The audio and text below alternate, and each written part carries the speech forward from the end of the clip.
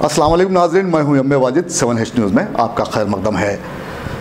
हल्के असम्बली खुतबुल्लापुर में वाक़े गजुला रामरम में एक 3 साला लड़का पुरस्कार तौर पर गुम हो गया, जिसकी जेडीमेटला पुलिस स्टेशन में उसके पेरेंट्स ने शिकायत दर्ज करवाई है।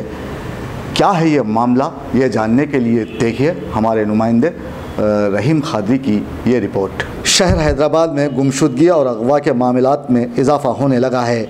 ऐसे ही एक वाक़ये में 3 साला लड़का उदय तेज एकाएक गुम हो गया। गजुला रामरम में पेश आए इस वाक़ये के बाद जात्रे में सनसनी दौड़ गई और इस मामले की शिकायत जेडीमेटला पुलिस स्टेशन में की गई।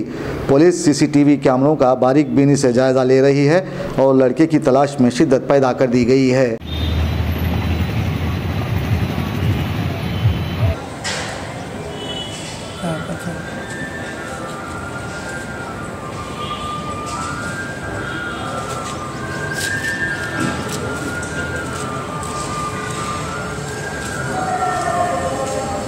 सच्ची खबरें आप तक पहुंचाता है 7H न्यूज़।